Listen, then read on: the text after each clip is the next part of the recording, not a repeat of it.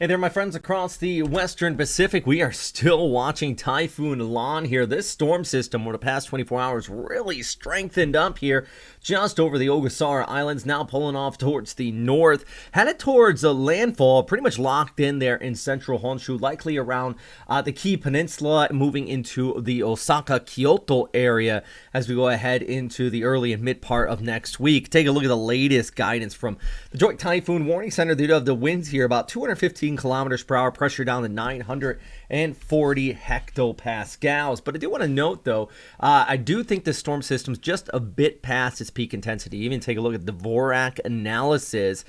This is from the University of Wisconsin, basically using the satellite interpretation. So they take kind of the coldest cloud tops here on the satellite, compare it with some of the warmest in the center of the storm. A lot more goes into it than that, but just in general, it's basically that plus previous storms, kind of what you used to interpret.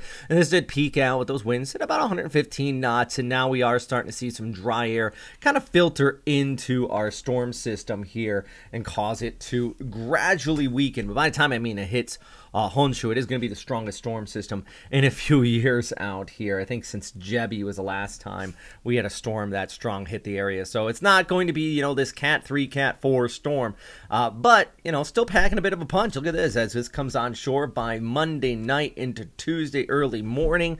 You're going to be looking still at those winds at about 150 to 160 kilometers per hour sustained.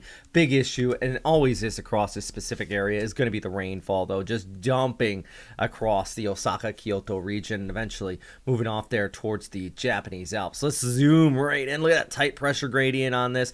This is going to go further towards the south, it looks like, than what we were seeing 24 hours ago. So kind of taking the worst away from the Izu Islands and the Kanto Plain back towards the north. So more of a threat, as I mentioned, for the Konzai area instead of Nagoya and the Kanto Plain, Chiba, for example. Still going to see the rainfall, still going to see the wraparound precip, but I think the worst is going to be back down here towards the Kii Peninsula as this comes on shore and just wraps around and kind of skirts south of Nagano before kicking off towards the north. The mountains here, though, still going to see plenty of rainfall too as that pushes on by, so you want to watch out for that localized flooding and even a threat of landslide, especially in some of this volcanic terrain. It's just kind of prone to landslides. Rainfall accumulation outlook, remember you see right here, any area in red, that dark red, 50 millimeters or more. So a lot of these areas, sure could see upwards of 300 to 400 millimeters of total precipitation. So Kannon is continuing to weaken over the Korean Peninsula. That's for sure. I didn't really even mention it here just for the mere fact that it is weakening out. Central Honshu is still going to be watching for Lan here as we go ahead to Monday and the Tuesday.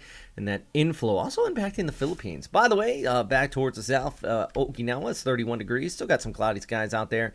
Few passing areas of precip. Osaka, 38. It is hot. That rain will help cool you down at least. Same over towards Nagoya. It's going to get hit by that precip.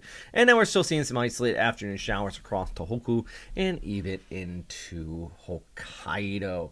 Taking a look back at the bigger picture, one thing I do want to note with Lan, this is kind of interesting. See the I'll see this basically this big old kind of reaches arm coming all the way back towards the south and west. That is just basically that moisture inflow wrapping into our storm, and it's going to continue to basically pile up some scattered showers across parts of its eyes over towards Mindanao and even back towards Guam too.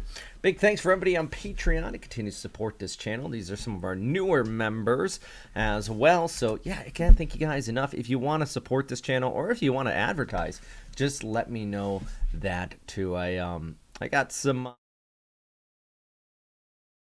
work on if you guys want. Anyways, let's just take one more quick look at the forecast from the Joint Typhoon Warning Center. Earlier I showed you JMA. This is just JTWC. Also expecting us to weaken out a bit from 115 down to about 85 knots before making that landfall, moving right over Osaka, Kyoto, right front, probably going to be hitting the Nagoya area before this heads off towards the Sea of Japan.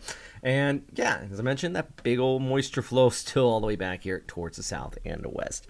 Anyways, not in front of the green screen right now. Quick update too. Ooh, so busy, but I am happy I am back in front of these fantastic graphics from Metro Weather. So once again, huge shout out to them for making this possible, and all our Patreon members as well. If you have any questions, comments, or suggestions, though, please let me know in the comment box down below. And as always, number one thing is, of course, Stay safe out there. Have a good day.